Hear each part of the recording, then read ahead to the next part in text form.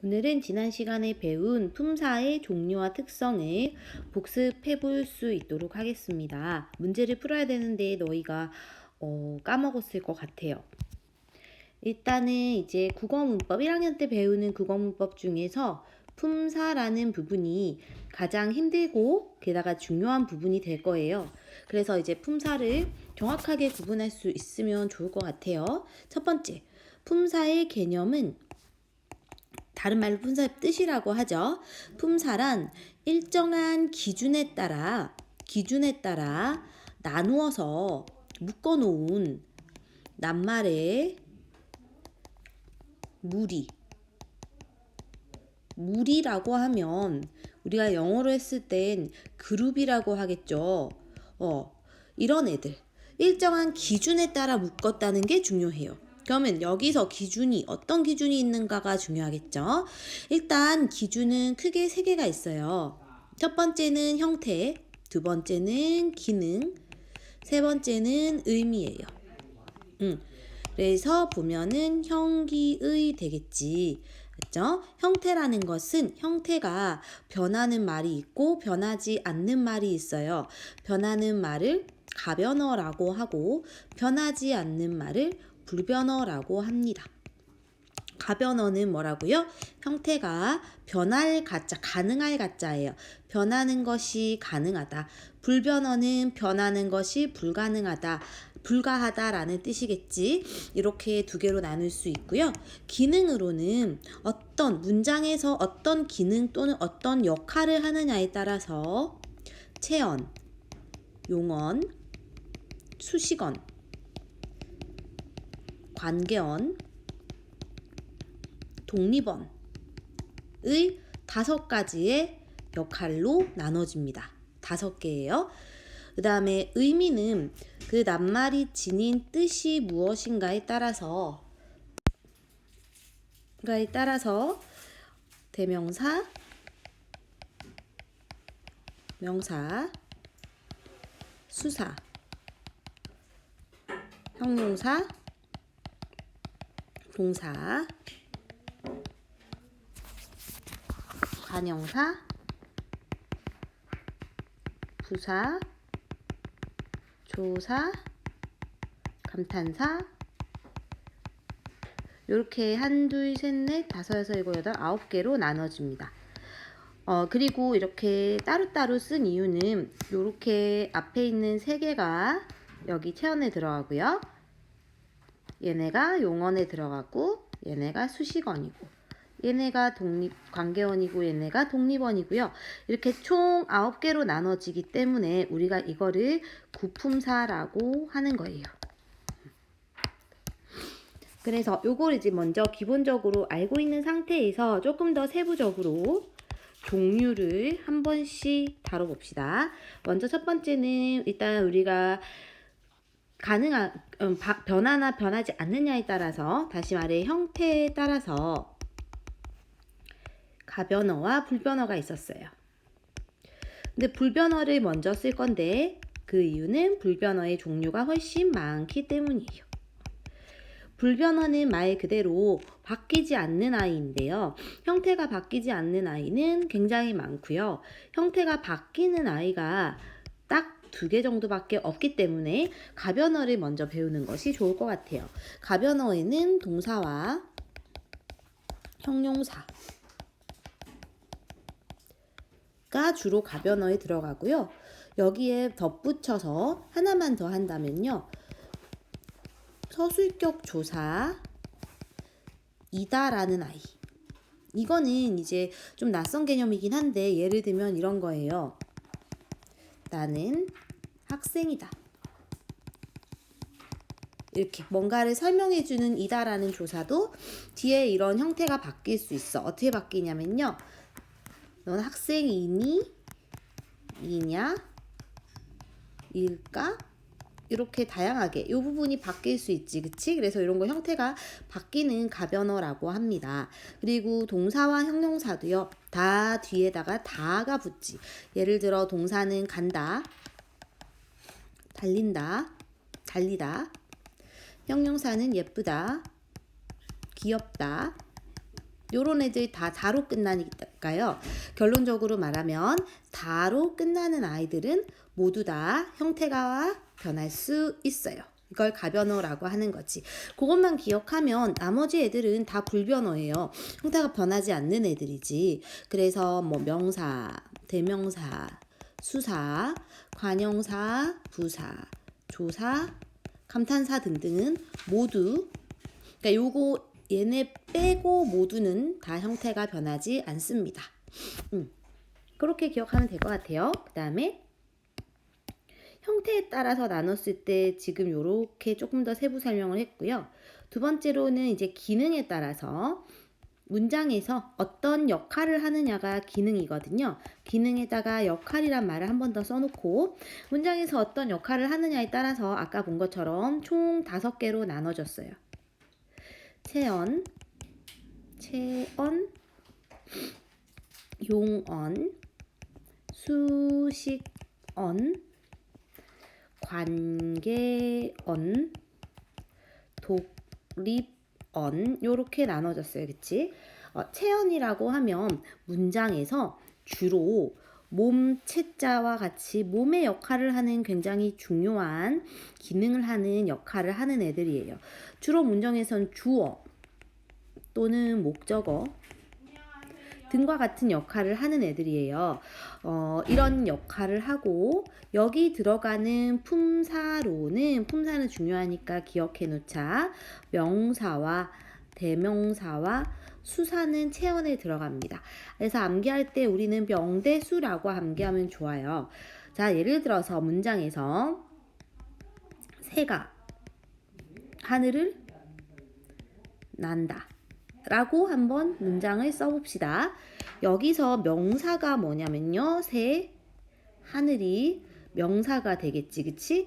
근데 이 명사가 있는 부분을 자세히 보면요. 새가 이가 은는이 있는 부분은 우리 국어에서 주어라고 하죠. 그 다음에 하늘을 을리가가 있는 부분을 목적어라고 하지요. 이렇게 명사가 있거나 하는 이런 부분들은 다 문장에서 중요한 역할을 하는 체언 부분이라고 합니다. 이게 체언이에요. 주어와 목적어 역할을 한다는 거지. 용언은요, 문장에서 주로 주어를 서술하는 역할을 해요. 그래서 주로 서술어의 역할을 한다고 합니다. 예를 들어 여기 들어가 있는 품사로는 동사와 형용사가 있어요. 문장을 한번 예를 들어볼게요. 나는 운동장을 달린다 라는 문장을 한번 써봅시다. 그럼 여기서 위에 했던 거 좀 복습해보면요. 나라는 거는 대명사겠죠? 는 이라는 건 조사일 거예요.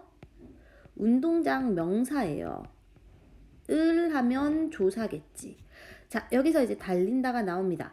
달린다는 달리고 있는 움직임이 느껴지니까 얘는 동사잖아. 그치? 근데 얘가 문장에서 제일 마지막 이 다로 끝나는 서술어의 역할을 한단 말이에요. 그래서 얘는 문장에서 서술어의 역할을 하고 여기 들어가 있는 품사는 얘가 동사 또는 형용사도 이 자리에 올 수 있다는 거예요. 이런 애들을 용언이라고 합니다. 다음에 수식어는요. 수식한다는 말은 문장에서 뭔가를 꾸며준다는 뜻이에요. 그래서 뭔가를 꾸며준 역할을 하는데 예를 들어 꾸며준 역할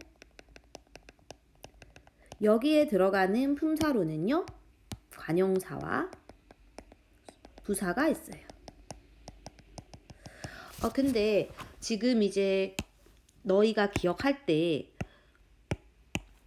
명사라든지 대명사라든지 동사라든지 형용사 같은 거는 다 영어에서도 배우는 개념인데 부사 같은 거.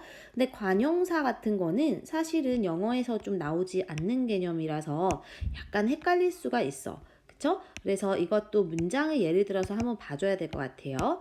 자, 예를 들어서 옛 친구를 만난다 라는 문장을 봅시다. 여기서 명사가 어딨냐면요. 친구가 명사겠지. 그리고 를은 조사고, 만나다라는 거는 아무래도 동사겠죠? 움직임이 느껴지지? 근데 여기서 옛이라는 아이는 친구를 꾸며줘요. 그냥 친구가 아니라 어떤 친구? 옛날 친구. 그래서 이런 명사를 꾸며주는 역할을 하는 애들을 관형사라고 합니다. 그리고요, 부사 같은 경우는요, 예를 들어서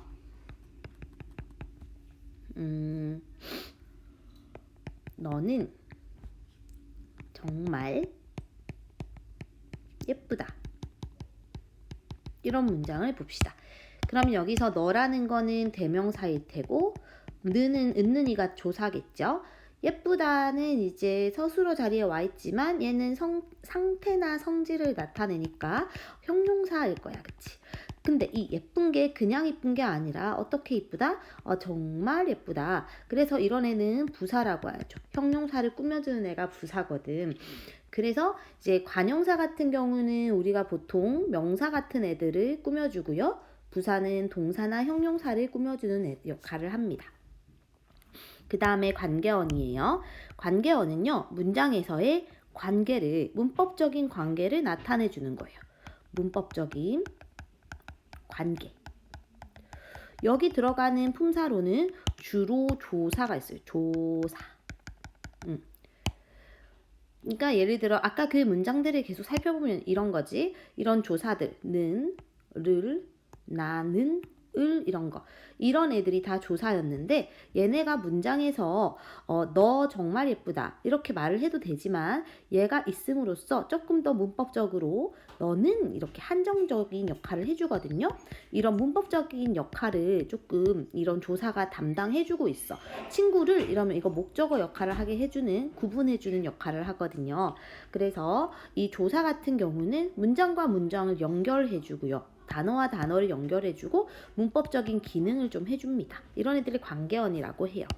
마지막으로 독립어는요. 독립어 말 그대로 독립, 혼자 있는 애야. 문장에서 따로 떨어져서 독립적으로 쓰이는 아이로, 주로 여기 들어가 있는 품사로는 감탄사가 있어요. 감탄사는 너희가 쉽게 이해할 수 있어요. 왜냐면 문장에서 감탄하는 거, 진짜 정말 피곤하다. 피곤해. 우와. 진짜 좋다. 뭐 이렇게 있다고 했을 때 이런 애들이겠지. 앞에서 우와 이렇게 감탄하는 부분을 담당한 애들을 우리가 감탄사라고 하고 걔네를 독립어이라고 합니다. 그러니까 지금 이제 선생님이 품사까지 같이 연결해서 말을 하다 보니까 좀 복잡해졌는데요. 다시 한번 정리하면 기능에 따라서는 5개로 나눌 수 있고 체언, 용언, 수식언, 관계언, 독립언이 있다고 생각하면 됩니다.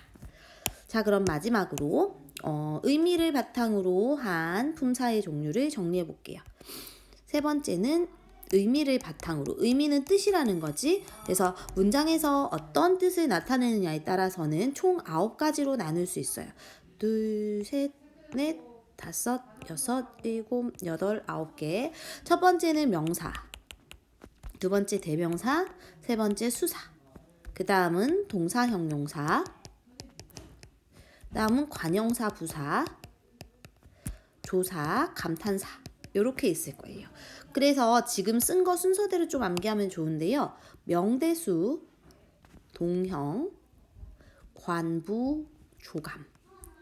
조감은 사실 묶을 필요가 없기 때문에 따로따로 할게요. 지금 이렇게 묶은 거는 방금 위에 썼던 기능에 따라서 선생님이 다시 나눠본 거예요.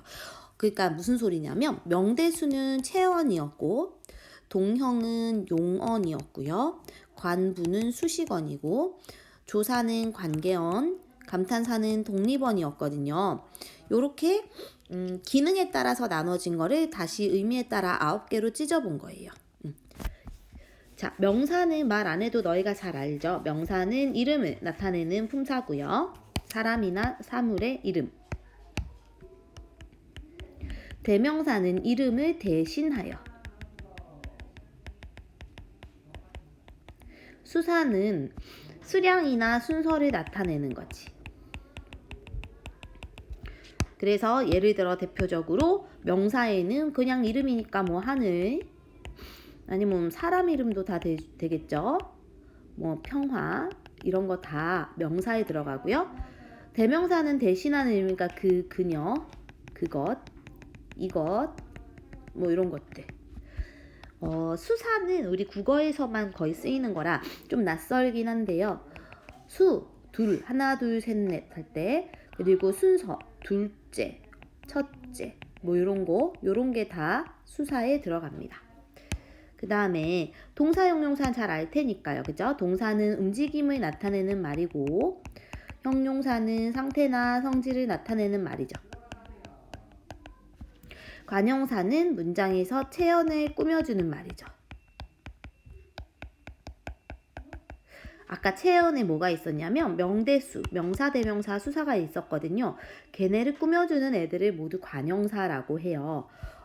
주로 이거가 좀 구분하기가 힘든데요. 주로 니은 받침이 많이 들어가요. 예쁜, 모든, 무슨, 아무런, 옛, 이런 것도 들어가기도 하지만 그래서 뭐 예쁜, 니은 뭐 이런 게 많이 들어갈 거예요. 부사 같은 경우는 동사나 형용사를 꾸며주죠. 주로 그러니까 용언을 꾸며줘요.